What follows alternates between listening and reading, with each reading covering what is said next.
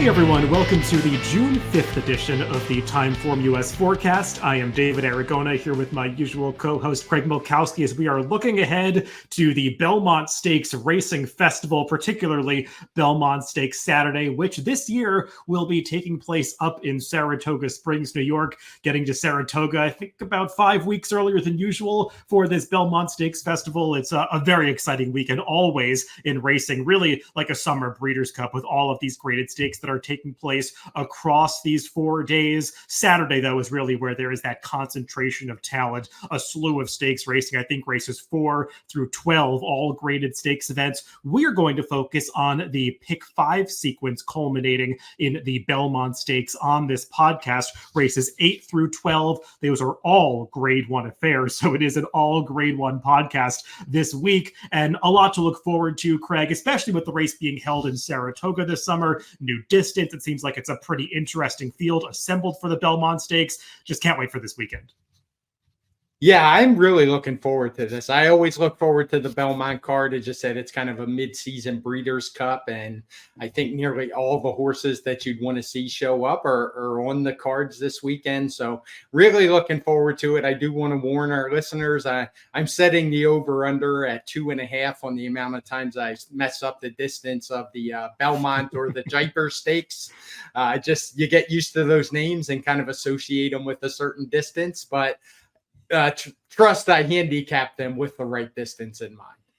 Yeah, the changers throw you for a loop a little bit because we're so steeped in tradition and history in this sport. And when something new happens, you kind of have to adjust your brain a little bit, especially with the Belmont Stakes, which is known to be such a test of stamina for these horses. And this year, the same distance as the Kentucky Derby. And we'll talk a little bit when we get to that race about whether or not that actually influenced some connections to try the Belmont when they might not otherwise have. I think it's a pretty interesting field. We'll talk about that when we get there. Before we get into the handicapping, though, we should mention we're recording this early on Wednesday afternoon and crossing our fingers that the forecast brightens up a little bit for this weekend. It looked pretty dicey early in the week with rain predicted every day of this Belmont Stakes Racing Festival. In the last couple of days, it seems like the forecasts for Friday and Saturday have gotten a little bit better. Seems like there still is some rain predicted, but not nearly as much as was forecasted earlier in the week. Thursday, I think, is going to be the critical day for how much rain these turf courses take, because I think there's still 7/10 of an inch of rain predicted to fall on Thursday, and you could never fully trust those forecasts in Saratoga. They could change on a dime. It says scattered thunderstorms. There could be nothing, or there could be twice or 3 times as much rain as was predicted. So you really do want to follow what happens in terms of precipitation on Thursday to get a line of how much give these turf courses are going to have in them for some of the grade 1 stakes action that will be contested over the turf on Friday and Saturday. We don't want to lose any of these races to off the turf situations. That would be really unfortunate, but fingers crossed that is not the case. And we're going to handicap this pick 5 as if all the races obviously are on the scheduled surfaces. And we can talk when we go through some of the turf races about if there are any horses that do move up on some less than firm ground. Craig, let's get right into the handicapping, though, because there is so much to go through in this sequence. I'm going to start right off by sharing my DRFPPs. We'll start with the TimeformUS past performances for race 8. It is the Woody Stephens. This one, like all the others in the sequence, a grade 1 affair. 7 furlongs for the 3-year-olds. And Craig, this is always one of the more interesting races to handicap for me every year, because you've got horses, some of them that are turning back in distance, some stretching out from the 6 to the 7. A lot of the 3-year-old sprinters, we don't get to see them converge in a major race up until this point in the season when they try this grade 1 in the Woody, and it's drawn a really intriguing field of 12 horses. It has a good deep field. It's kind of a brother of the Alan Jerkin Stakes that we'll see back at Saratoga this year. They're 2 of my favorite races every year. I love the Woody Stephens. It's always a good handicapping puzzle. And I think this race is very deep and extremely a difficult handicapping puzzle. And Bob Baffert has sent a limited number of starters to this Belmont Stakes Festival, but he's got 2 in the lineup for this Woody Stephens. And I think we kind of have to start the conversation, Craig, with one of his horses, that being the number 7, Prince of Monaco. I made him the lukewarm morning line favorite in this race, just given the strength of the connections and what he did sprinting as a 2-year-old. If he can build on that form, it's fair to argue he's the horse to beat in this race. I mean, it was a long time ago, all the way back in August of his 2-year-old season, but let's not forget how impressive he was in that Best Pal. And I'll pull up the replay as we're talking about it. Just the second start of his career, beat his heavily favored stablemate Muth on this occasion and did it pretty convincingly, rallying from off the pace to victory, getting the 6 furlongs that day. Now, he regressed a little bit in 2 subsequent starts, winning the Del Mar Futurity, but not with quite as flashy a speed figure. And then I think the distance just exposed him a little bit in the Breeders' Cup Juvenile. You got to take it as a good sign that Baffert is targeting this race coming off the layoff, because what we've noticed about Bob Baffert over the last decade or so is he doesn't ship a horse to a big day like this unless they've been training pretty well. No, and yeah, when you look at the string of workouts this horse has shown coming in, I mean, it's nothing but bolded face in TimeformUS. He's been working out fast, he's been working out regular, and been working out often. And as you said, I mean, he beat a very good horse this day in Muth. And I remember looking back through that chart last week, and there was a horse in there, Raging Torrent, who just came back to run a absolutely monster race at Churchill Downs for Doug O'Neill. So there was some real quality in that field. And if he's ready, I totally agree with your morning line. He's obviously going to take some money as a Bob Baffert trainee, the record that he has. And I would argue if he shows up, he's the horse to beat. I mean, on TimeformUS, I think this race got a 116 TimeformUS speed figure with the weight adjustment. And that's from way back in August of his 2-year-old season. And that 116 would make him a contender in here right now. Yeah, I agree with that. He doesn't need to progress that much, and it is kind of funny how much of a key race that Best Pal turned out to be, with Muth and Raging Torrent coming back to run so fast in some of their future starts. I think sprinting is really going to be this horse's gig moving forward, so I like this spot for him. And I wasn't so impressed with his first couple of workouts coming back from this long layoff, Craig. He was sort of having been ridden a little bit in the morning, but his last couple of workouts have been big steps in the right direction.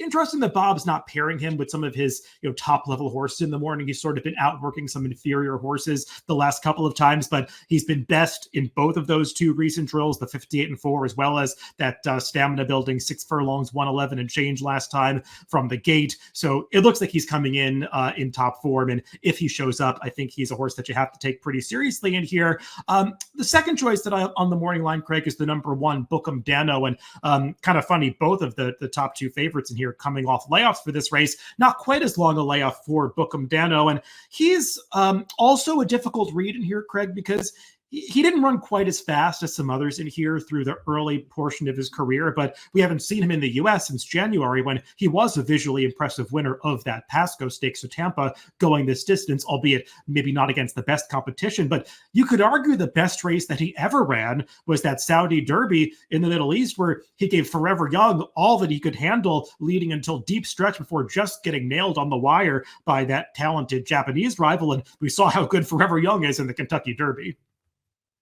No doubt about it. And, Bookham Dano, sure, he didn't run figures like the others did earlier in their career, but his came in the summer of his 2-year-old season, and he was very impressive in all of those starts. Even his one loss in the States to Where's Chris, he was kind of dueling all the way around the track, was really game to fight it out with Where's Chris to the wire. And he ran a 110 figure that day against Where's Chris in defeat in the Nashua. And that was a race where, I mean, that 110 speed figure with any kind of progression, he fits as well in here.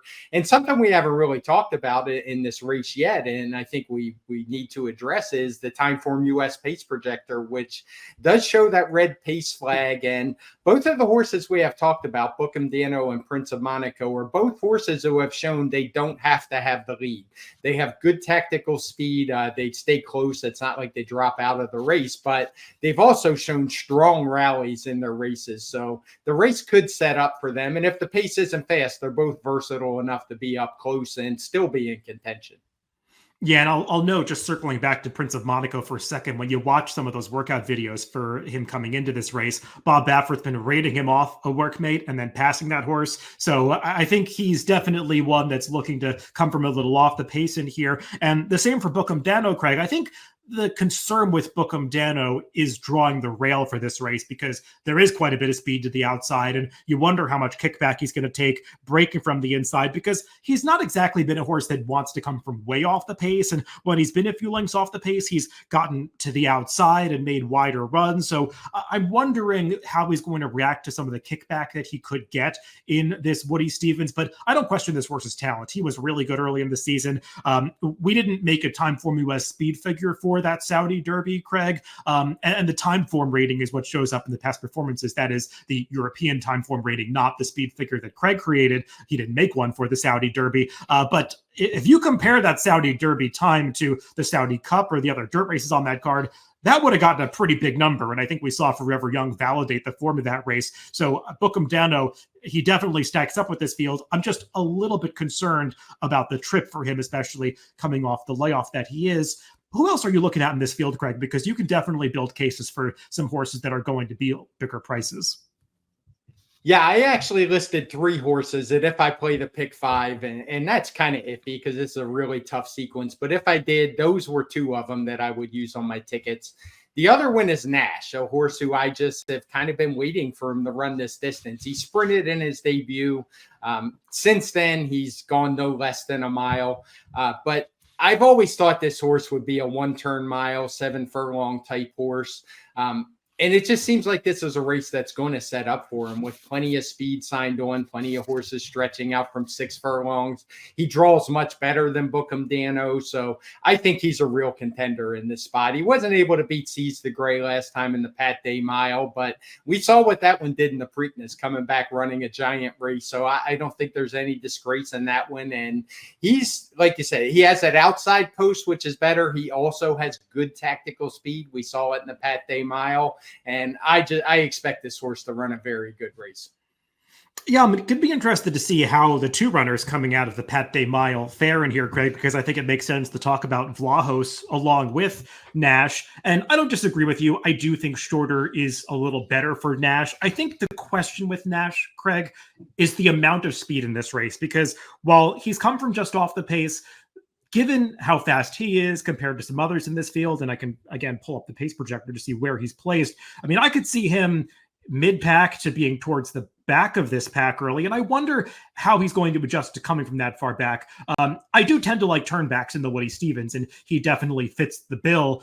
Those horses, though, just have to adjust typically to coming from a little further off the pace than they've been sitting in their route races, and we'll see what kind of trip he does pull from this position. But I'm not against him, Craig. I viewed him as more of a backup personally for me, because I think there are some other horses in this race that just possess a little more brilliance than he does. And Craig, I've questioned some of the speed figures that we've assigned to a few of his races, both in February and March, 2 and 3 back. I just question how fast he's really gotten as a 3-year-old, but I won't be surprised when the pace sets up for him and he does come running late. And as for that other horse coming out of the Pat Day Mile, Craig, I think Vlahos is pretty formidable in here. I mean, we saw what he could do sprinting on debut.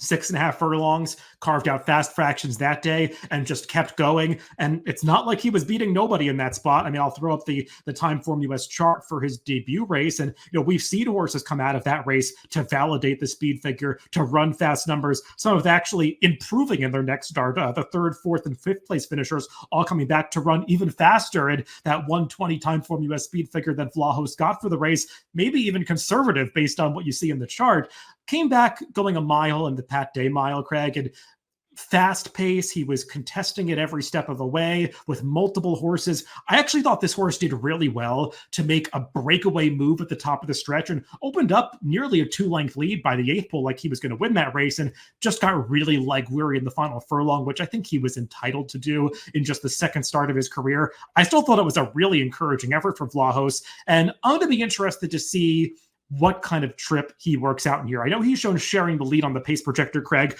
but he is drawn outside of almost every other speed horse in the race. So I wonder if they're not going to be quite as aggressive with him this time and maybe rate in a stalking position, because I don't doubt that this horse has the talent to win a race like this. No, I don't doubt it either. And if he is around that 6-1, maybe I could get him on my tickets. I do worry about the lack of experience, because I think some of that showed up in the Pat Day Mile, where he wound up getting hooked and getting kind of burned out early in fast fractions. He did put some of the other speeds away, sort of. I say that because Seize the Gray was right up there early and dropped back and then came back and got him. I think he has real talent. I do just worry about the lack of experience and the trip that he's going to get, because he's really fast. And I suspect even if they tried not to rate him, I think he's going to be right up on the front end. Yeah, I don't think he's going to be way off the pace, but I'm wondering if maybe he could sit third or fourth on the outside and not be, contesting the pace along with a horse like the number 5 Frost Free, who, is just a bullet out of the starting gate and is going to be in front in this race, barring any incident at the gate. And I don't think you want to get caught up chasing a horse like that who can maybe run off and make you go a little too fast. Even the number 2 Barksdale, who's not shown leading on the pace projector, he's got a ton of early speed. And oddly, Craig, I was looking through this race. Barksdale is the longest price on my morning line. He's actually coming in with the highest last out TimeformUS speed figure when you got the weight adjustment turned on of anybody in this field with that 118. Don't totally trust it that he can repeat it against tougher competition, but that just shows you how competitive this Woody Stephens is. In terms of my opinions, Craig, I did make Vlahos my top pick in this race. I just really respect this horse's talent. I've watched his last couple of workouts for this. He works a minute looking like a horse that's just out for a 2-minute lick in the morning. It looks like he's going so slow when he works a minute for 5 furlongs. He's just really, it seems to be thriving coming into this race. I'm expecting him to run well, and hopefully the trip works out for him. Anybody else that you want to mention in here, Craig? We could spend the entire podcast talking about every runner in this field. Horses that I've got relatively short on the line include runners like Imagination and Valentine Candy. I had trouble warming up to both of them at this level, and not sure this was the right race or the right distance for either of those horses. Yeah, there was nobody else I really liked in here. Like I said, Vlahos would be the 4th horse for me if I go that deep. Imagination, I think you really have to watch that Preakness. You have to have a real leap of faith in Bob Baffert to think that this horse didn't just go off form in there. He didn't really run. Yes, he was chasing a fast horse on the lead, and I'm not a big fan of the chase position, and maybe some of it was the muddy track, but this is a horse who I never really got the impression was going to be a sprinter. So turning back to 7 almost feels like a little desperation to me. And Valentine Candy, yeah, I'm sure he'll take money with the connections, particularly the trainer, Steve Asmussen, but I just don't think he's good enough. I think there's all the horses we've talked about are probably just a better horse than him. The one price horse that I could maybe throw in as a C that I was considering having higher and ultimately couldn't quite pull the trigger is the number 11 Maximus Meridius, Craig. I thought he ran really well too back in that Bayshore. He was contesting a fast pace that day. Really fast pace. You see that 151 pace figure for the opening quarter mile. That's really moving, going 7 furlongs. And unsurprisingly, he paid the price late after opening up a big lead in mid-stretch. And I didn't think he ran that badly last time in the Gold Fever behind Doncho, who would have been one of the favorites if they had decided to go to this race rather than taking the easier route, running him, I think, at Churchill Downs this weekend. I think this horse fits in here, Craig. He's just another one that has speed and could get caught up chasing a faster pace. I guess the one positive is he's got Joel Rosario aboard. Joel tried to rate him last time. It kind of worked out a little bit. And I could see Joel, just doing something a little crazy and taking this horse back to mid-pack and trying to get lucky with him. Wouldn't be the worst plan in a race like this. No, I could see that, because I think this is one of those times that wouldn't be the worst thing to take him off the pace. He has the post position to do it. I think he needs to get a little bit faster, and I just haven't really seen that he's a horse that wants to rate. Maybe Joel can kind of force it into him, and he's going to be a price. So, I'm not going to knock anybody that takes him at, it probably will be at least 15-1. Well, Craig, things do not get too much easier in terms of this pick 5 sequence when we move on to the 9th race. That is the Grade 1 Jaipur. This one going 5.5 furlongs this year over the Mellon turf course at Saratoga. Typically, at least in recent years, this race has been 6 furlongs at Belmont. And I think with this race being 5.5, Craig, it opens it up more to some shippers who don't run in New York year round, because a lot of the turf sprint specialists that race in Kentucky or down south run more so in 5 and 5.5 furlong races. And I think this makes this a more welcome Grade 1 race on the calendar to those types of horses. And you could see it in the field. We've got shippers coming in from different places. It's another oversubscribed field. 16 runners entered, only 12 will be able to start in this one. I did set a substantial favor on the morning line, Craig, for such a wide open race. I maybe went a little low on the number 8 Cogburn at 2-1, though I'm not going to be surprised if he isn't every bit of that price. He was really impressive last time, winning that turf sprint on Kentucky Derby Day at Churchill Downs. And he also handled the Saratoga turf course last year when upsetting Caravel and others in the Troy Stakes going this distance. And you'll note that both of those races were run over turf courses that had some given them. One was rated soft at Saratoga last summer. The Derby Day turf course was rated good. They both are listed at a 6 on the track condition rating scale in TimeformUS. So similarly, courses that had significant give to them, and that could be a factor on Saturday. And I think you could view it as really enhancing Cogburn chances for this race. Yeah, and I mean, he is the horse to beat. He's 3/4 of a length from being undefeated in turf sprints, and that one loss where he was 5th was at Kentucky Downs, a track that I just don't think it relates to these. There's certainly nothing like these sprint races that we see, the more traditional 5.5 furlongs like we get at Saratoga. So, yeah, I mean, I would love to go into a race like this and say, oh, I hate the favorite. He's 2-1. And, I just don't want to bet him. But it's hard to knock his form. He's just really good ever since he's gotten on the turf. He was a horse who showed some real ability on the dirt at the beginning of his career, kind of tailed off. And ever since he stepped on the turf, and it was about this time, I think a couple years ago, maybe it was last year, I don't remember now. Yeah, I think it was last summer at Lone Star, and he's just been on fire. He's been very tough to beat, and he's one that I think if I play the pick 5, I've got to have him on my tickets. I don't think he's a cinch, because very rarely is anybody a cinch in these 5.5 furlong races, but that's what makes it so impressive to me, that he's 4 for 4 at 5 and 5.5 furlongs. These are not easy races to win. He's not a front runner, so he kind of has to work out a trip. And last time he even showed more speed than what we're used to seeing from him. Did it while he was a little wide, which might have been a good thing at Churchill. But I just think it's hard to question this horse's talent at this point. Yeah, Craig, my only real problem with this horse is that he earned his big victories at 7-1 last summer, 8-1 last time.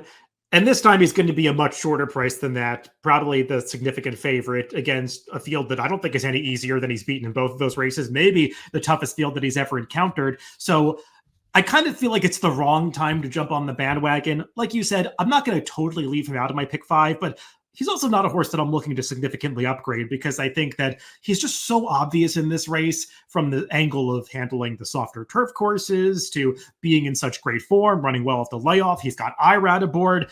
It just feels like this horse has all the hallmarks of being overbet in this spot. And I would concede he probably is the most likely winner. I just think he's the most likely winner of a wide open race where fair odds are probably 7-2. And I don't think I'm going to get anywhere near 7-2 on Cogburn. So it just sends me looking in some other directions, Craig. And I think, you could look to the number 2, Arzak, as a perfectly suitable option as an alternative. He's actually pretty similar to Cogburn in terms of his profile coming into this race. Another horse that's won 3 of his last 4 starts, was in great form at the end of last year, winning the Woodford, going this distance. Obviously didn't run his A race in the Breeders' Cup, but he ran pretty well in the Breeders' Cup. And then coming back off the layoff in the Shakertown last time, maybe he wasn't quite as visually impressive as Cogburn was in the turf sprint, but Arzak still ran his typical good race that day. And I think the major knock against him that people might notice in his PPs is that Irad Ortiz is the regular rider of both of these horses, and he chooses Cogburn. And I think some people might not be too satisfied with the replacement jockey on Arzak being Jamie Torres. Obviously, Jamie Torres had a big victory on Preakness Day, but you got to work out a trip in this 5.5 furlong turf sprint, and you want a jockey with experience in that situation. Yeah, I guess that's the one knock, but I like Arzak in here. I think he's going to get a good trip. It's not like there's a ton of speed. This isn't a race that has the fast-paced flag or anything, which at 5.5 is maybe a little bit more rare than it is at other distances. And I mean, I think this horse is good. No real knocks on him. He came back from the Breeders' Cup. Looked very good in the Shakertown. And I can envision a trip where he just gets a good ground-saving trip. I mean, that's almost a certainty he's going to save ground. And he's just going to need to find a way through. And more often than not, that happens. Now, would you trust Irad Ortiz to find that hole more than Jaime Torres? Of course. but you're also going to get a much better price because it's Torres instead of Irad. If you switched, he'd probably knock 2 points off this horse. He'd probably be a much closer to Cogburn. So I can live with that, and he would probably be my top pick in here. I think he's going to run well. Yeah, I was kind of thinking about that myself. If you switch the riders, they're probably 3-1 and 7-2, not 2-1 and 9-2. So maybe it does create value on Arzak in that situation, and he's drawn a great post, as you noted, Craig. He's a horse that used to have some gait issues, but it seems like he's really gotten over that lately, and he's just been working out great mid-pack trips for himself. So I don't see why you should expect it to be too different in this race. I've got him somewhere in the mix here, Craig. I mean, in terms of some other horses coming out of similar races, Charlie Appleby's got 2 in here. Mischief Magic is actually finished behind both Arzak and Cogburn in his 2 recent stateside starts, was charging hard at the end of both of those races. He is a deep closer. That's just his running style. And, we could talk about him in tandem with the TimeformUS pace projector for this race, Craig. How do you view horses like this going 5.5, where they have to come from so far back? Is it a negative, or it does feel like there's pace in here, even though there's no fast pace flag showing up? I'm not going to be surprised if this race comes apart a little bit. No, I'm not a fan of this horse. I've been against him both times this year. Honestly, I can't remember if it worked out for me or not, but I know I didn't like him. And once again, he's at the 5.5. He's, if this race was run at its normal distance at Belmont Park, I'd probably view him a little bit differently than I'm viewing him here. The 12 post doesn't do him any real favors. I guess the one thing that would give me a little hope is that it looks like he's a first-time gelding. I assume that's accurate, that he's been gelded since his last race. I doubt that happened before his last race. So maybe that could get him a little more focused, but I just still see a position where he just drops way too far out of it. I'm sure he'll be flying at the end, but he's going to have to catch a lot of horses, and I would guess that at least a couple of them are going to be able to hold him off. Craig, sounds like you're pretty positive on Arzak. Is there anybody else that you've got your eye on in this race, maybe at a bigger price? There's actually another horse that draws inside, and I know he's a favorite of yours, so I hope I'm not stealing too much. Oh, you went there. Okay, I didn't go there, so go for it. Okay. I actually like Thin White Duke a little bit in this spot, and I'll definitely be playing him in verticals like exactas and tries. I watched his last race a few times, and I just got the impression over and over again that was a prep for this race. He's a horse who's run well at Saratoga in the past at this 5.5 furlong distance. I think he's going to get a perfect trip. I actually trust him, Jose Ortiz, a little more getting that inside trip. And I just can see him getting in the exacta. Now, he may not be a horse that I'm not going to make him an A or anything, but I would use him as a B or C on my tickets, and he's going to be a big price. And it's just mostly because he's run races which make him competitive in here. I think he's going to save a lot of ground, and he's going to be a monster price. So I don't want to get burned when he wins and I look back and go, I knew this horse didn't, I guess what I'm saying is I think you can put a line through that return race. Craig, you don't have to give me too many reasons to convince me to use Thin White Duke somewhere. I'm a big fan of this horse, and I don't disagree. His last race, I'm not going to show the replay because I think there were some video processing errors for that May 4th card at Belmont at the Big A, and the replays just don't render that well. But he was wide most of the way, and it just never really in position. And he's also a horse that sometimes needs to race himself into fitness, Craig. And the other positive thing I'll say about Thin White Duke is that he has run well over turf courses with some given them before. So I don't think he's going to be bothered by the conditions on Saturday. The reason I left him out, Craig, is because I think he runs his best races when he can get a little more forward in some of those short fields and he doesn't get badly outrun. We've seen sometimes in these big fields, I think he's run the Jaipur in the past, he just gets so far back in the early stages because he's going to be towards the back. And in a large field, that's 10th, 11th, 12th. And it's hard to make up ground from there, but he's going to be a gigantic price in this race. And I don't, that's a minor knock for a horse that I think you can make a case for at those long odds. I'm going to mention some other horses, Craig, that I think are worth discussing. Actually, both horses that are coming out of the Elusive Quality, the local prep for this at, in New York. Dancing Buck he is a horse that did get somewhat fortunate to win that race last time because there was a main pace rival in there, Nothing Better, who blew the start, was out the back door early, and never was able to put any pressure on Dancing Buck, who got to waltz along on the front end. But Dancing Buck still ran well, Craig, and this horse has been pretty consistent over the past couple seasons. And the thing to remember about him is he's handled, given the ground, many times in the past. He actually won a stakes at Aqueduct a couple seasons ago over a yielding turf course. I believe that was the biggest number of his career. I want to say, I'll scroll back in the TimeformUS PPs to look. Yeah, that's 6 track condition rating back in October of 2022, earning a 122 final time figure that day.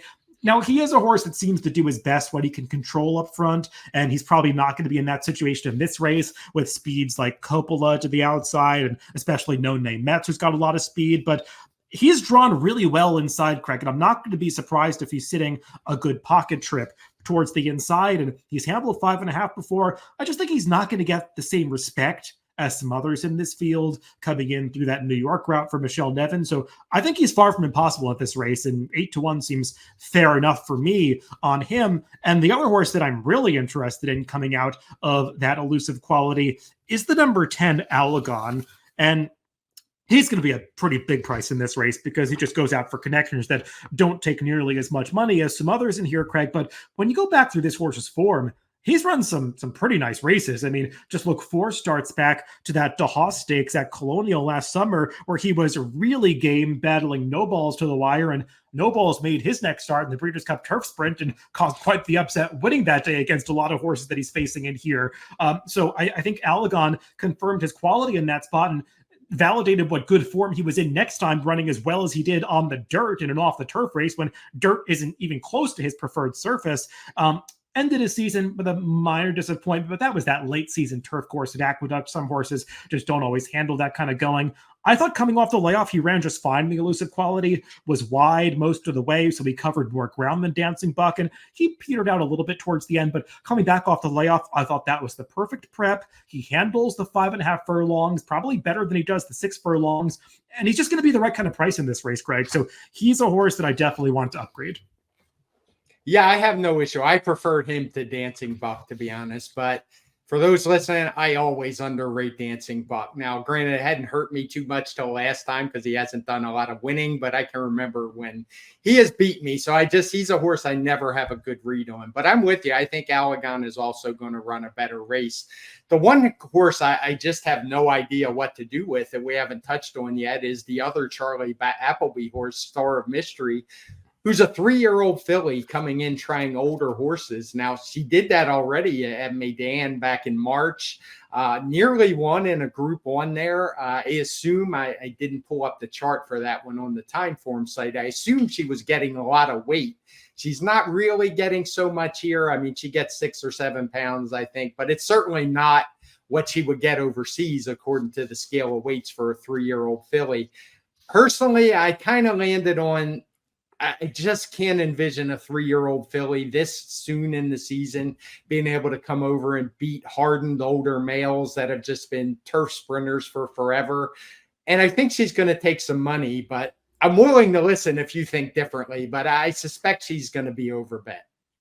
Yeah, I don't know what price she's going to be, Craig. She was one of the more difficult horses to set a line on for this race because she just lacks those common form lines. And being a 3-year-old filly, we don't often see horses in this situation trying older this early in the season. One of actually 2 3-year-olds trying this race, No Name Metz being one as well. I've been impressed with some of her races, Craig. The horse that beat her 2-back, Frost at Dawn, was actually another 3-year-old filly facing older rivals in that race. And I think there was some advantage to being on the far side rail coming down that straight course at Medan at that time, and Frost at Dawn just rode that path every step of the way, whereas Star of Mystery was trying to come down the center and was sort of running in her own race and made this big, impressive late move past all the horses that she was facing in her group and just couldn't catch the horse that was in the separate group on the far side. In the Alco's sprint last time, yeah, she was getting quite a bit of weight, Craig. She was getting 13 pounds from the winner, California Spangle, as well as most of the older males in that race. In this race, she's getting at most 9 pounds from Cogburn. So it's a difference. I don't know if it's as big a difference as maybe we were expecting, but because there's a variety of weights being carried by these horses that are her competition. I think anywhere from 118 up to 126. I put some stock in the weights, Craig, but I'm not going to let it sway me too much. I just think this filly's good. I mean, she is a horse that does take back to towards the rear of the field and launch one late run, kind of like her stablemate Mischief Magic, though I think she's a little handier than Mischief Magic is. And putting Flavien Prat on this one, I wonder if they're going to have her a little bit more forward in this race, because she does have a real turn of foot and a lot of speed. And if she's somewhere in the mix at the top of the stretch, I think she's going to be finishing at the end of this race. I'm using her. I didn't make her my top pick. I've got her in the mix. I would want somewhere in the 6 to 8 to 1 range on her. I'm not quite sure what price she's going to be, but I'll just say based on watching her races, I'm definitely scared of her. Yeah, I mean, she does scare me a little. The one thing that maybe swayed me a little in the other direction is that Bill Buick is on Mischief Magic, and he is definitely the top guy. But I'm not one that puts a whole lot of weight into that factor, because these are two really good horses, and it was a tough call for him, I'm sure. So maybe just a slight nod against because he chose to go with Mischief Magic, but it's not like you're going wrong by getting Flavien Prat. No, and Flavien Prat's had some success for Charlie Appleby recently. I believe he piloted Silver Knot to victory in both of his wins over in this country, and I think it was the Elkhorn and the Man of War recently. So maybe Flavien Prat is rising in the ranks of Charlie Appleby's riders in the U.S. We'll see how that works out, but a really fun and confusing edition of the Grade 1 Jaipur. Well, Craig, let's move back over to the dirt course to discuss race 10. That is the Metropolitan Handicap, colloquially known as the Met Mile. Only 6 runners this year, Craig. Obviously, there's not the star power of a Flightline or a Cody's Wish in this race. And, we've kind of gotten spoiled with the Met Mile in the past couple of seasons, given how strong the race has come up. Still some good horses in this field, Greg. Probably not, one of the most memorable editions of this race. At least it appears that way going in. But I would say the two favorites, I mean, it is an intriguing matchup between the two of them, National Treasure and White Abarrio, because both of these horses got really good in the second half of last season. We saw the best come out of National Treasure in the Breeders' Cup Dirt Mile last year when he ran Cody's Wish to that nose decision, and then followed that up with his victory in the Pegasus World Cup, where I thought he was much the best, despite only winning that race by a neck. And then you've got White Abarrio coming in off the layoff, Craig, obviously last year's Breeders' Cup Classic winner. What do you make of these two horses both coming in off layoffs from Saudi Arabia? Obviously, National Treasure ran fine in the Saudi Cup. White Abarrio, not so much. He was the beaten favorite there, never really getting involved in any stage of that race. Do you just draw a line through it for White Abarrio and expect him to get back to his better races? They've obviously picked an ambitious spot to come back off the layoff. Yeah, personally, I don't. Not when he's 6 to 5. If he was 8 to 1, yeah, sure, maybe give him an excuse. But I mean, National Treasure was much better that day. And even going back to his Pegasus, I thought he ran really well that day to win. He got a huge TimeformUS speed figure. I think he's clearly the horse to beat. I think Bob Baffert's bringing him here with a purpose. I think he wants to win this race and has probably been pointing for it since he stepped off the plane back in the States. And when you watch that race from Saudi, I thought he ran really well. He was only beaten a length and a half. It was a race where if we had pace figures, I have no doubt they would probably all be in red. It was won by Senor Buscador coming from way back, the horse he was able to handle in the Pegasus. So I just think this horse is sitting on a huge race. He's a 4-year-old. I think he could still be improving, and I prefer him much more as the likely winner to White Abarrio. Yeah, I mean, my only critique of National Treasure in the Saudi Cup is that I wish he had gone by Saudi Crown, who was carving out those insane early fractions and held him off, finishing third in that race. But I mean, Saudi Crown, I think we would both like him quite a bit. If he were coming back in this race, I don't know what happened to him. We haven't seen him since then. But maybe it's not such a disgrace, losing to that horse. And I agree, National Treasure, he's been in great form ever since they've gotten back to riding him more aggressively, whether he's on the lead or not, just getting him forward in his races. He's really responded well to it. My only knock against him, Craig, and maybe I'm making too much of it, but I like to watch a lot of the workouts, and I especially like to watch the Bob Baffert workouts when his horses are coming in, because they can be very telling.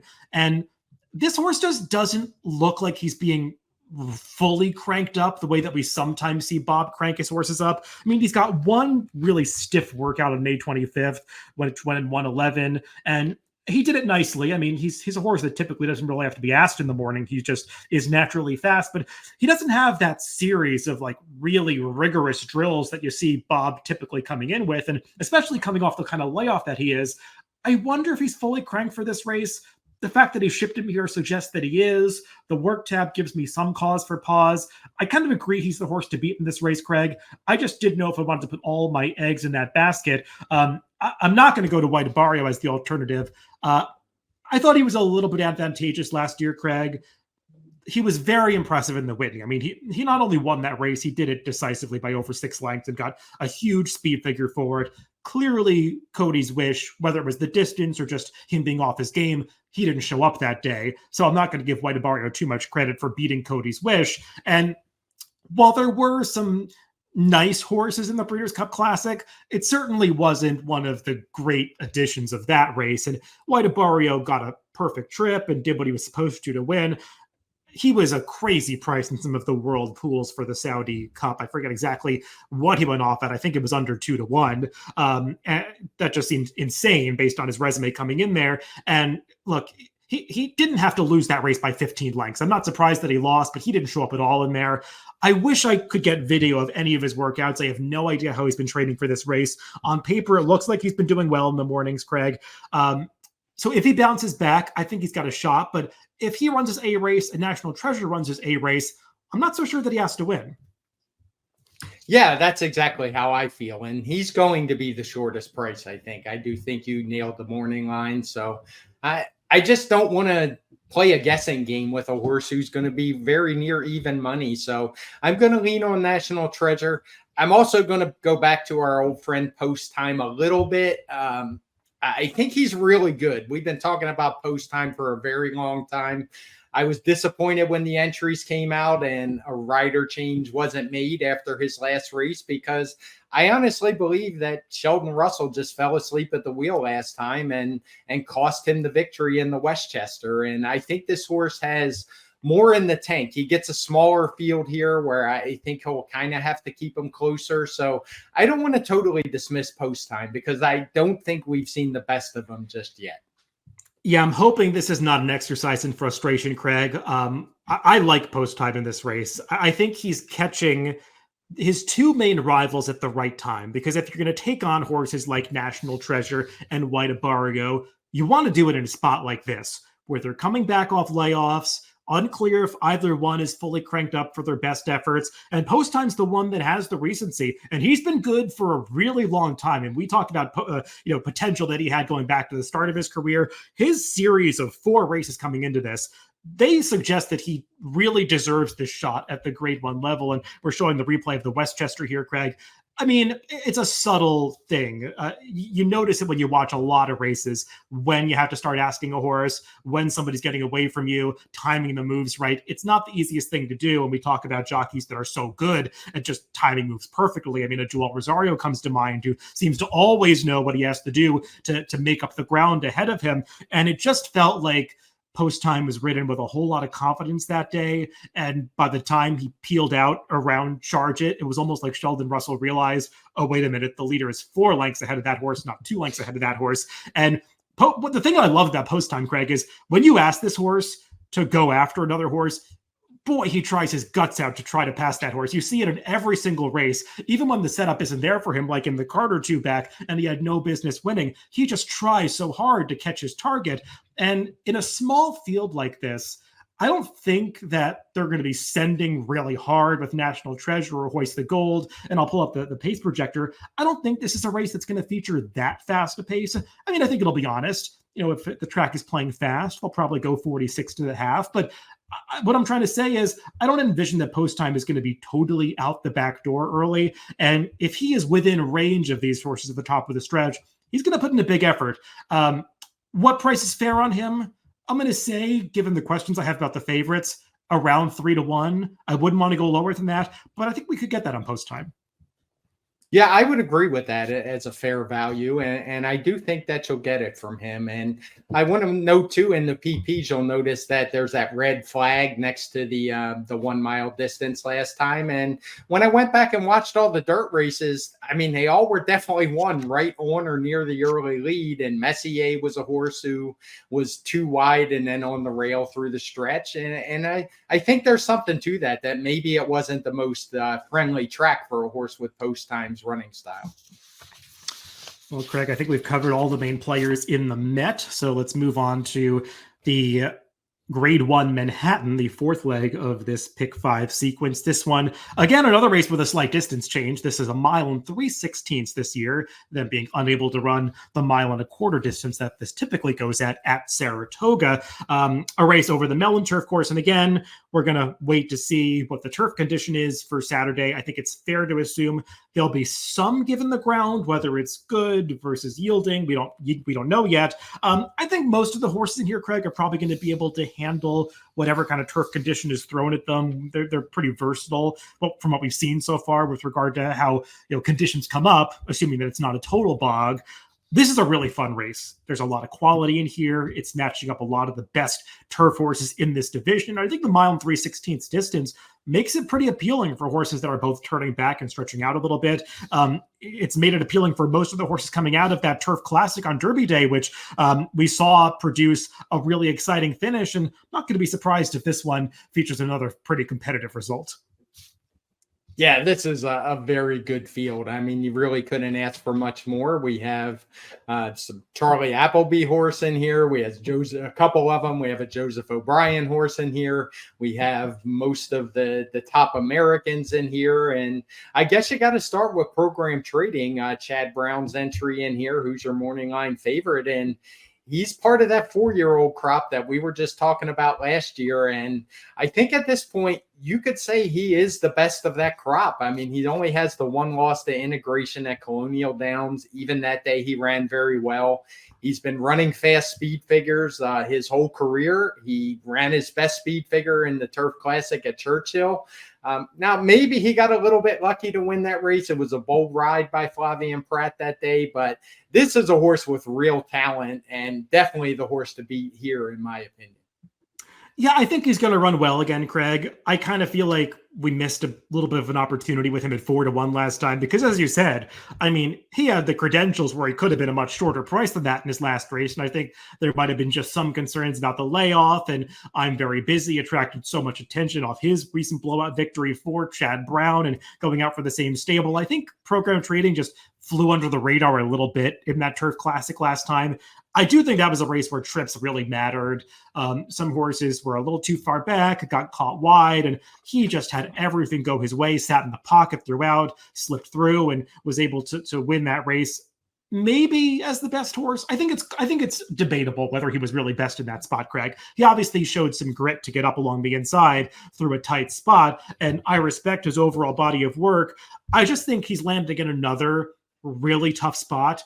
Arguably a spot that is a little tougher than the Turf Classic if you consider some of the European contenders coming in for this race. So I'm of the mind that this is the time to maybe take a shot against program trading and not jump on the bandwagon after I didn't like him last time. So I'm mildly against him here, Craig. I could use him as a backup because he obviously can win the race. But I was looking to play some others in here. And while we're touching upon him, I guess we should at least mention his Chad Brown stablemate. What do you make of I'm Very Busy? I'm not sure. I think I'm going to have him on my tickets because I'm willing to put a line through that race. He was a horse who was acting up in the gate and it just didn't seem like he handled the track. It was a slow track that day. It was listed as good. We have it 6 on the track condition ratings. And Irad Ortiz comes right back on him, draws an inside post. And, I suspect he's probably going to run a lot better than we saw him run in the Turf Classic. That said, most of my money in this race is going to go away from the 2 Chad Brown horses. They would both be backups for me. And I like both of the shippers in here. I like the 6 Al Rifa and I like the 9 Measured Time. I think they're both just really good horses who fit in here. And I've just seen this way too many times where horses with their kind of credentials come in and win. It's not like these horses have been running in lesser races in Europe. They've been running in maybe not the classics, but they've been running in very good Group 1 races. And I just think I just have a hunch they're probably better than what we have here in the States. Well, let's try to separate these horses a little bit, Craig. I mean, I think Al Rifa is probably going to be the biggest price of those. Not that you're going to get some huge price on him. I think 6-1 on the morning line probably. I'll be surprised if he goes any higher than that, just given how the credentials he has. Joseph O'Brien, we've seen him do this before, shipping in with John Velasquez at Saratoga. I remember them connecting to win at a big price in the Saratoga Derby a couple seasons ago. I think the horse's name was State of Rest, who turned out to be very good. Al Riff is a funny horse because he's very lightly raced for a 4-year-old, especially one that started out his career in the summer of his 2-year-old season. And he was a really good 2-year-old, winning that Grade 1 Vincent O'Brien National Stakes and doing so quite impressively, notably over a course that had plenty of give to it. That was soft ground. It seemed like it was legitimately soft. And this horse handled it very well. Only managed those 2 starts as a 3-year-old. Kind of needed the race off the layoff, it seemed, but he really improved second time out last year. And you might recognize the name of the horse that beat him, Ace Impact, who was that undefeated winner of the Arc de Triomphe last year. And unfortunately, was retired after that. But at that point in time, looked like he was one of the best European horses that had come along in quite some time. So I think it's a real credit to Al Rifa that he was able to finish within a length of that horse, even if maybe Ace Impact wasn't at his very best that day. And again, another long layoff. And you do wonder a little bit about those 2 very long layoffs this horse has had. But he came back last time, and it just felt like he flattened out a little bit at the end, because when you watch that last race, the Prix-Gannet, it seemed like he had it won with about a furlong to go. And then his run just kind of petered out a little bit, and some horses passed him from behind.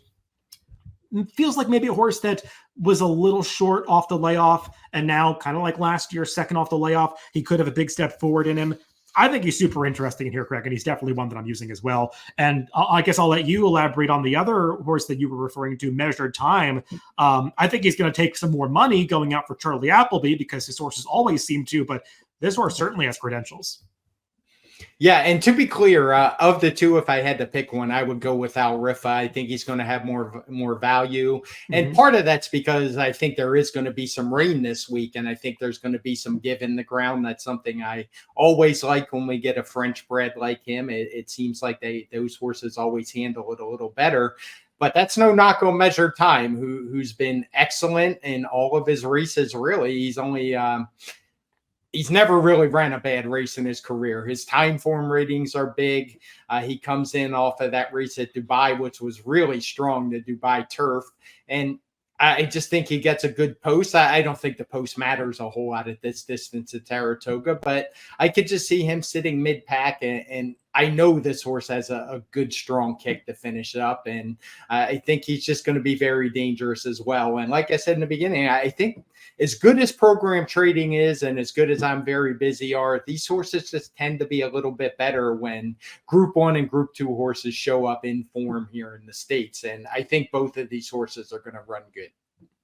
Yeah, they've wanted to run Measured Time in the U.S. before. He actually was in the U.S. last fall to run in the Jockey Club Derby at Aqueduct, and you might remember there was just a deluge that day, and that race was taken off the turf. So Measured Time went back to England without a starting in the United States. And since then, he's won 2 of 4 starts. Obviously, the 2 victories were pretty impressive over in Dubai. I would say that Jebel Hatta that he won Dubai, probably not a true Grade 1. It wasn't nearly as good a field as the Dubai turf last time, but I wouldn't say he lost anything in defeat in that Dubai turf. He was racing against an international group and certainly held his own. The winner, Factor Cheval, was a multiple Group 1 French horse. Nemours and Dan Beluga, they are very good Japanese runners. And I mean, he was right there at the end with both of them. Maybe struck the front a little bit too soon that day. He was trying to come through along the inside and then just got outrun to the wire. I think the question with him a little bit, Craig, is an extra 16th, although, I mean, he's gotten the 1.125 with no problem, so it probably is not going to be an issue for him. he's got the outside post. We'll see if he can work out a trip, but obviously it does help to have William Buick aboard, one of the top jockeys anywhere in the world. I respect him, Craig. As I was going through this field over and over again, though, and trying to make up my mind in this race, I actually found myself gravitating more towards his stablemate Nation's Pride, who I've got to admit, I've never been this horse's biggest fan, and I didn't go into this race expecting to like him. But when I go through his form, I just feel like this race fits him really well because I've always been kind of skeptical of how far this horse wants to go. He was the favorite in the Breeders' Cup Turf a couple seasons ago. I didn't think he really wanted a mile and a half, even though he had won over that distance in the Jockey Club Derby. He was, beating a highly suspect field that day. And I think that kind of fooled his connections to try a longer spot. I really like all of his 1.25 mile to 1.1 mile races. I mean, if you go back to the Dubai Turf 2 years ago, and back in 2022 or 2023, I should say, a year and a half ago, he ran really well behind Lord North and the same horse that beat Measured Time down in Beluga. And I thought he got a way tougher trip in that Dubai Turf than Measured Time did in his, because Nation's Pride drew the far outside post in that 14-horse field, covered ground every step of the way, and maybe was best, finishing third that day.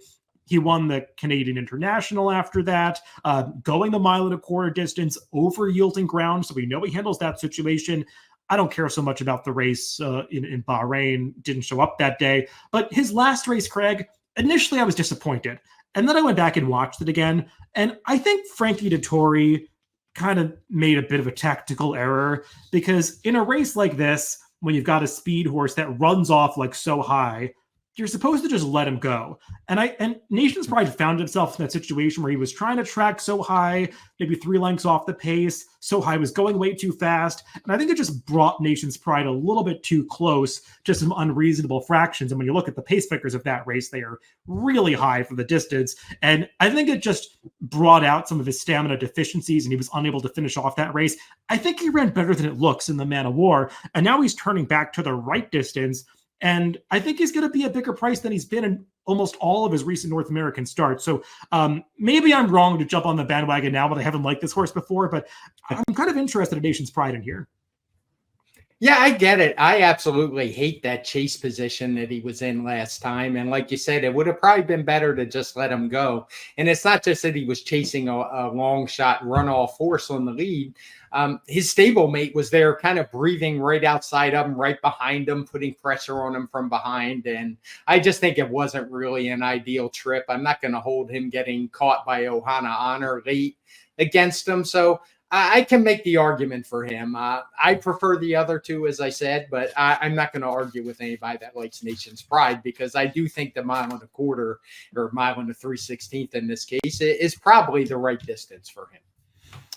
Well, Craig, let's move on to the main event, the 12th race on this Saturday card, the final jewel of racing's Triple Crown this year, the Grade 1 Belmont Stakes, run at the new distance of 1.25 miles, though not new for the Belmont Stakes. The Belmont has been 1.25 miles before, just not in a very long time. This will be the first time that it's run at Saratoga, and an interesting field of 10 runners signed on for this race, Craig. We've got the top 2 finishers coming out of the Kentucky Derby, Mystic Dan and Sierra Leone. And I think the feeling was, coming out of the Derby in the immediate aftermath, that Sierra Leone was maybe the best horse going in and potentially still the best horse coming out. I know we have our own thoughts on how the relative trips, sort of messed with the result of the Kentucky Derby, but there's no denying Sierra Leone ran his race. He ran well. And I think the thing to like about Sierra Leone is he just shows up every time. He's so consistent, and that's tough for a deep closer to sort of adapt to any kind of race scenario and work out the trip for themselves. And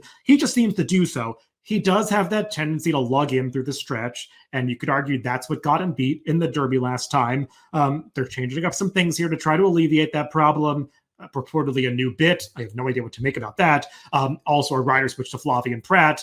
I don't know if that's fair. I thought Tyler Gaffalione did everything right last time. I know Chad Brown was getting really nitpicky about which hand he had the whip in the stretch. I don't know if that would have made a difference. But Sierra Leone, I do believe he's the horse to beat in this race, Craig.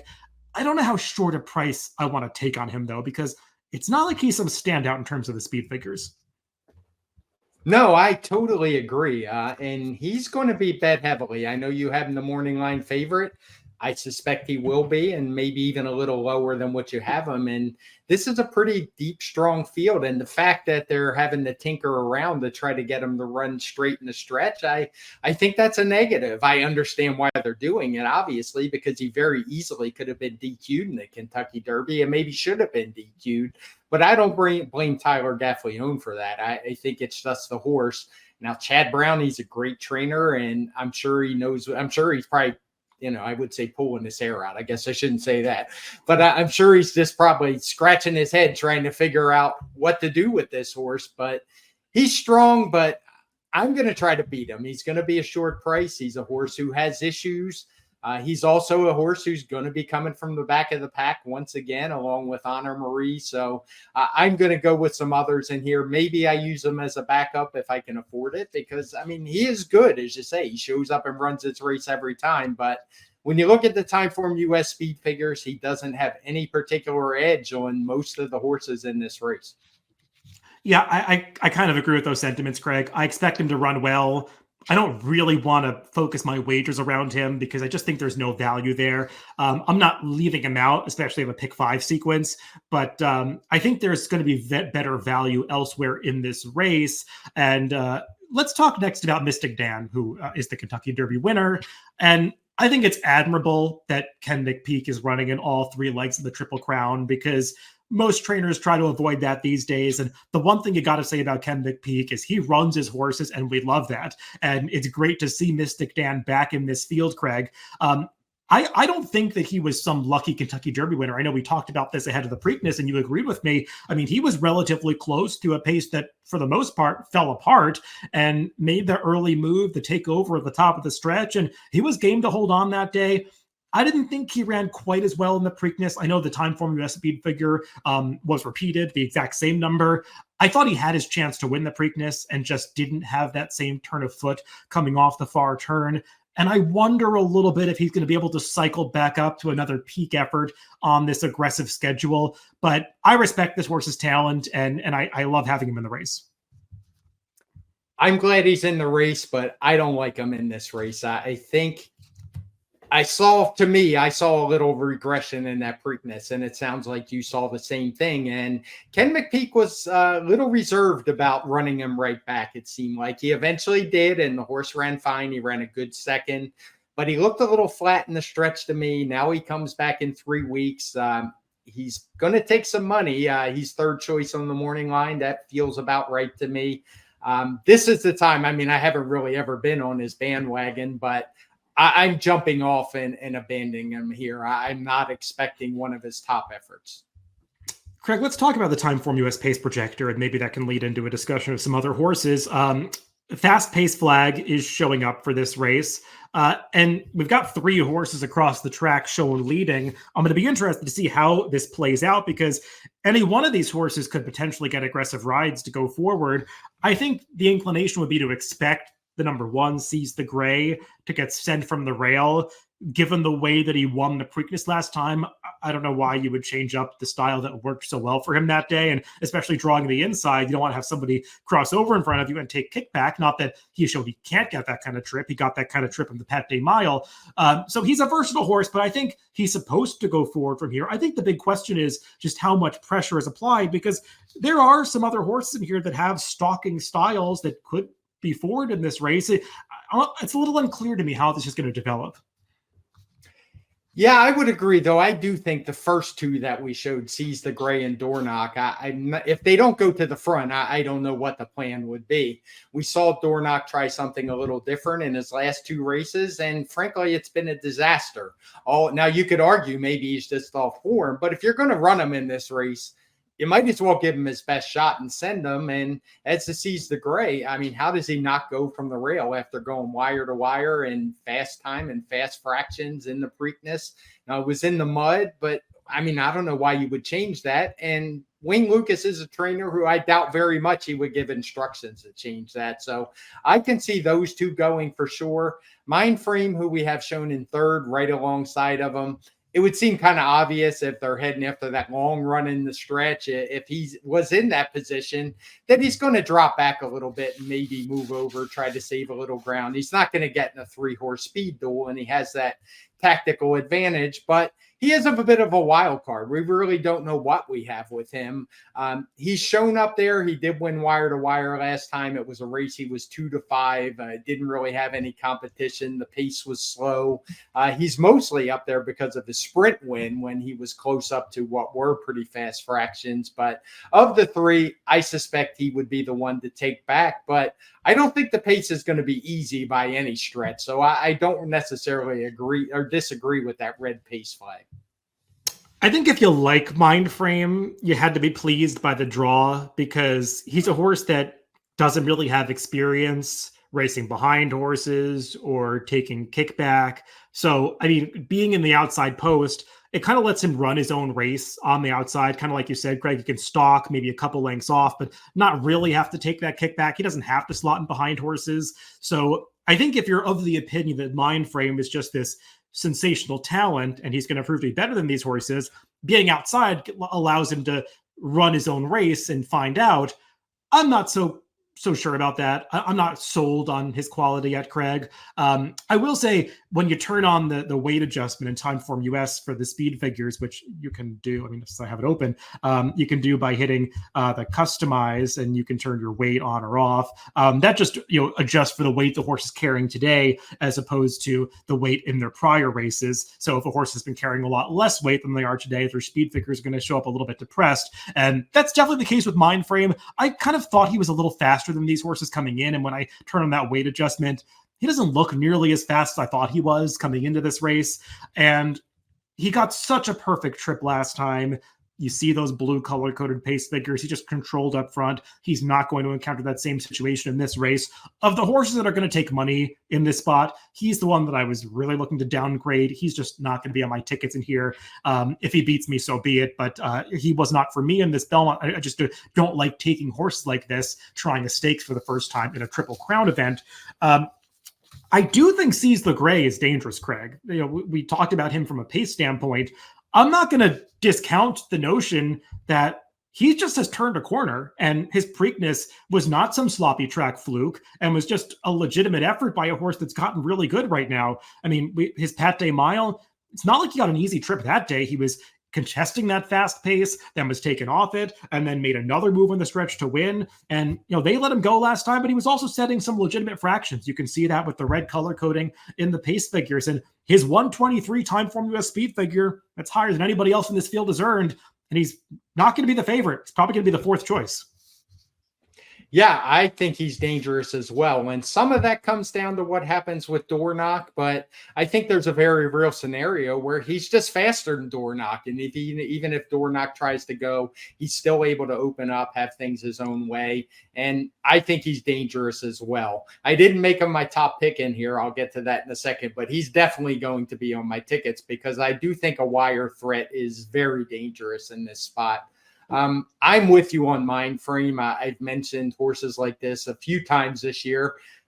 They're just not for me. Not when they're 7-2 on the morning line, and very likely to be that on the tote board. I've seen it way too many times. These horses disappoint way more often than they actually deliver. So he's not for me. It's a huge step in company. This is a strong Belmont. This isn't one of the, occasionally we get some weak Belmont stakes, but this is definitely not one of them. So he's not for me. I already said I don't like Mystic Dan.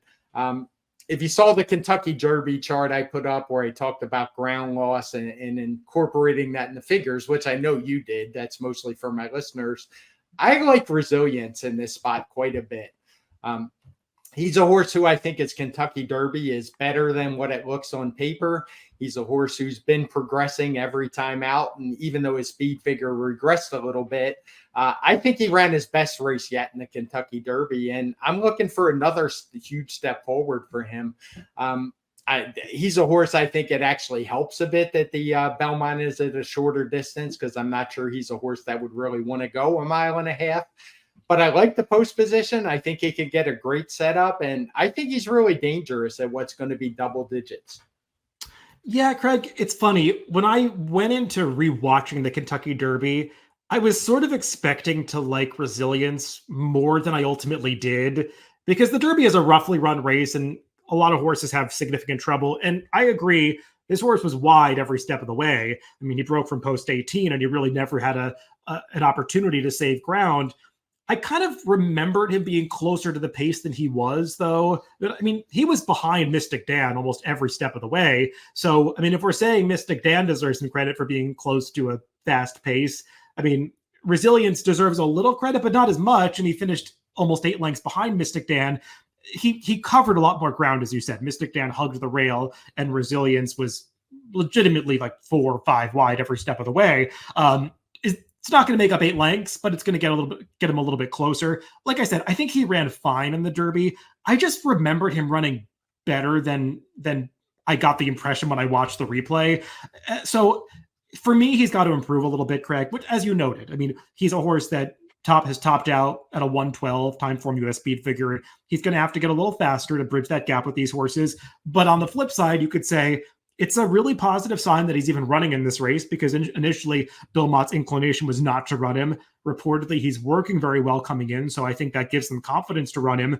And he's supposed to get a good trip in here, so I get the case for him.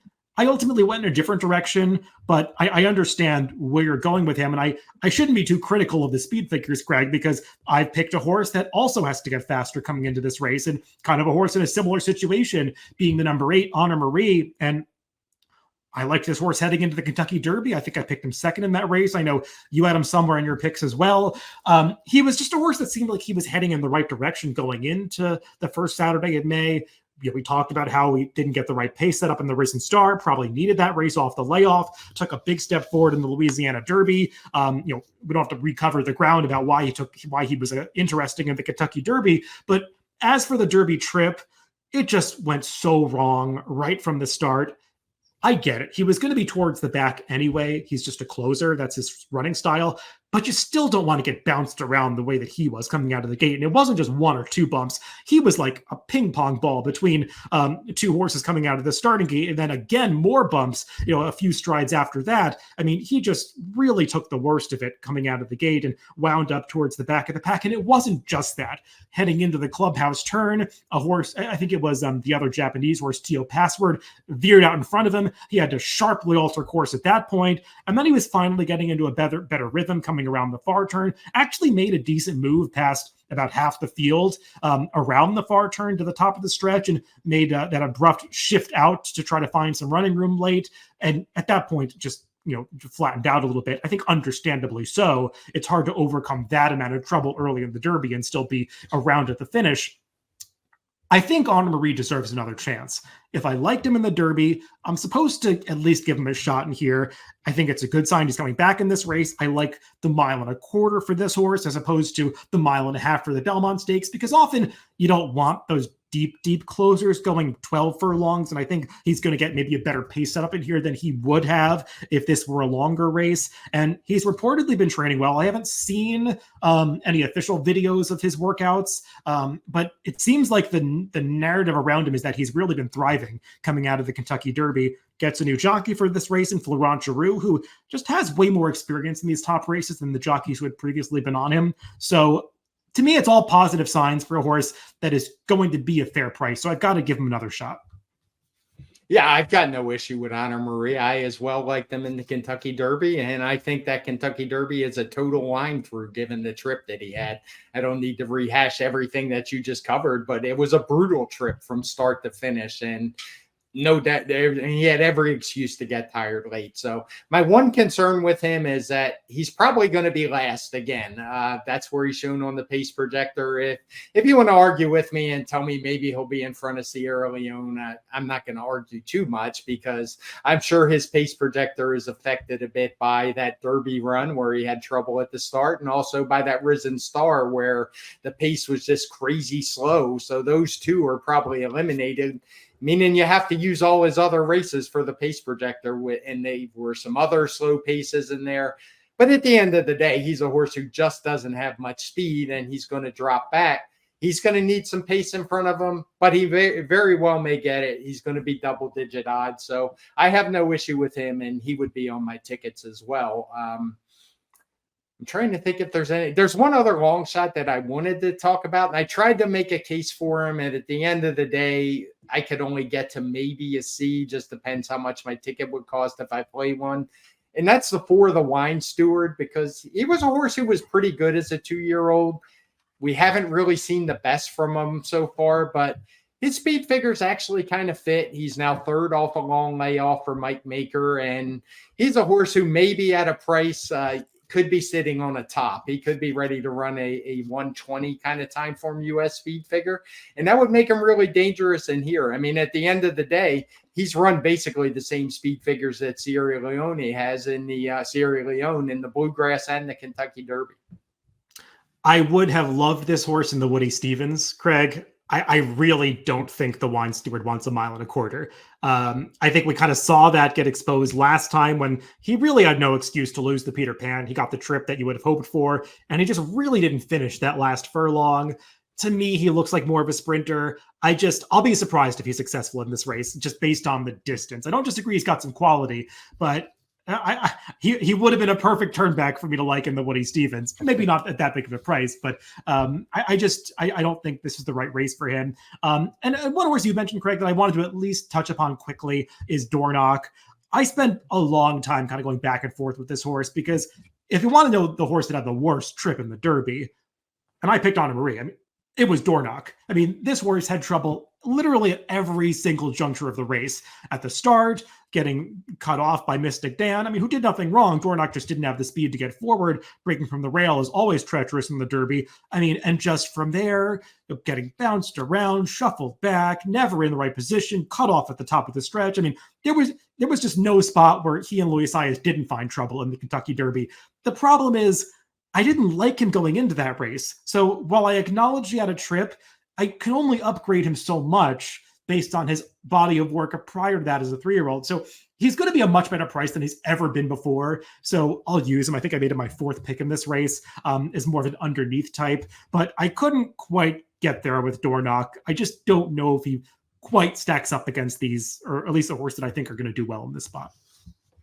Yeah, and for the record, I basically agree with the Wine Steward. I thought about him a long time and kind of decided, no, he wasn't for me. And Dornoch, it'd be kind of a leap of faith, because we haven't seen very much of him from a 3-year-old, as a 3-year-old. I know he won the Fountain of Youth. That race was a disaster. Had all the late scratches. So I think maybe, you could almost put a line through that win. It wasn't really much of a horse race. And his last 2, I know he had a terrible trip, but he didn't even try to go to the front. The Bluegrass was, he just didn't do a whole lot of running that day. So, yeah, if you're hoping he can get back to the Remsen, you're going to get paid for it. But I also think he's in a tough spot where his best races have come on the lead. Is he going to be able to duel with Seize the Gray and hang on? He's not really for me, but I did give him a chance, because he definitely has some dirtied up form.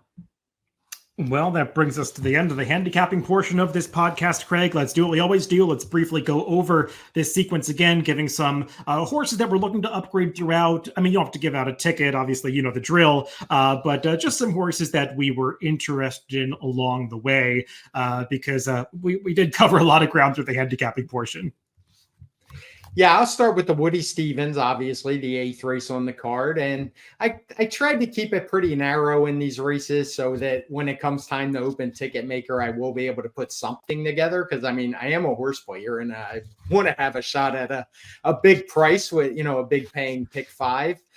In this one, I kind of narrowed it down to Bookham Dano and Prince of Monaco as my A's. I think both of those horses are very dangerous. I would like Bookham Dano even more if he hadn't drawn inside.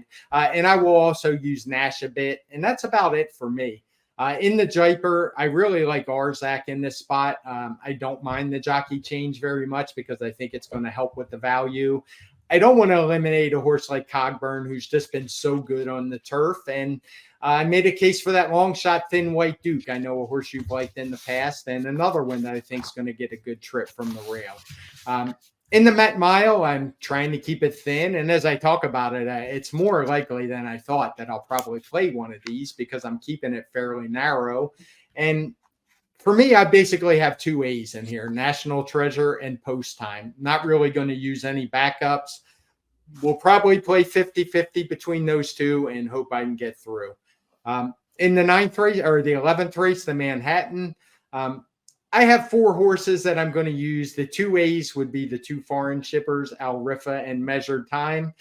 The other 2, you swayed me a little bit on National Treasure. I would replace him as a backup till I'm very busy. And program trading, I don't want to get knocked out of this thing. If the horse that I think is the best American turf horse right now wins, I certainly don't want to get knocked out of the pick 5. In the Belmont Stakes, I'm going to spread a little bit more because I kept it fairly narrow. Resilience would be an A type for me, as would Seize the Gray. He's a horse I could very easily see stealing this one. Not really stealing it because it's not like he stole the Preakness. He set a fast pace, and I could see him doing that again if he's able to outrun Dornoch early. As backups, I would definitely use Sierra Leone, and Honor Marie would be the other one. And for me, to kick off this sequence, I'm going to try to go thinly in a couple of these dirt races towards the beginning of the sequence, at least in terms of the A ticket. I think I'm leaning towards making Vlahos the A in the Woody Stevens and having Bookham Dano and Prince of Monaco be more B types, and the long shot that I mentioned, Maximus Meridius, maybe he's more of a C. But I didn't want to use too many horses in a race where I think some handicappers are going to be tempted to spread. In the Jaipur, I think I've got to spread a little bit more because I like a price horse, but it's more of a value play with the number 10 Alagon, and I would use him as an A, but I definitely want to have some other coverage in here. Horses like the number 6 Star of Mystery, the 3 Dancing Buck, and then the horses that I think are going to offer slightly less value, but are obviously major players like the 2 Arzak and the 8 Cogburn. They're on my tickets. If I can afford it, I'd love to throw the number 1 Thin White Duke as a C because Craig has already convinced me that he's worth using somewhere in that leg. In the Met Mile, I think I'm going to make Post Time the A. I think this could be a race where both favorites are going to be slightly overbet based on my opinion of them. And if I just think Post Time is going to be the value, I'm supposed to just upgrade him to A status. And whether I use both National Treasure and White Abario as Bs or maybe the former as a B and the latter as a C, we'll see how much the ticket comes out to. But I'm kind of leaning towards relying a little bit on Post Time winning the Met Mile. In the Manhattan, again, a race where I'm going to spread a little bit because while I like Nation's Pride, I don't like him enough to want to really lean on him in this race. I think he's a good value play in a race where I had trouble finding great value. So I'll use him as well as Al Rifa and Measured Time. They're kind of my main 3 in there, where I think Nation's Pride could be among the better prices of those 3 and will definitely be an A for me. I want to use program trading, whether it's as a B or a C. I'm not sure yet. A little bit less sure about I'm Very Busy, who we only briefly touched upon. At best, he's a C for me. But like Craig, I'm a little skeptical of him. And then closing things out in the Belmont, if I can afford it, I'd love to have 3 A's, those being Seize the Gray, Honor Marie, and Sierra Leone. If I was going to downgrade one of those, it would be Sierra Leone because I think he's the least likely to offer value, though he's, I think, the most likely winner of this race, and I believe Craig would agree with that. It's just a matter of how much you want to weigh that in terms of putting together a pick 5 sequence. It's probably a race where I have no Bs. I guess I could use Dornoch as a C. I could even use Craig's horse Resilience as a C, but it's a race where I do want most of my play to go through those 3 or maybe even 2 horses in the final jewel of the Triple Crown, the Belmont Stakes. And we spent some time talking about the sequence, Craig, but I really think it merited it. So much to go through these races, and I'm really looking forward to Saturday. Yeah, I'm very much looking forward to Saturday. I wish I could make it to Saratoga, though it's not going to happen. But it's one of those I'll be there in spirit because it's just a great card from start to finish. We have a Belmont Stakes that features the Derby and the Preakness winner. We have the Derby runner-up. It's just a really nice card. I guess the only race you could say is a little bit disappointing is the Met Mile, but it's still the Met Mile at the end of the day. And we got some of the better older horses, so it's not like it's the worst horse or the worst grade one we're going to see this year. So just a really strong card overall, and I can't wait to spend my Saturday betting this one.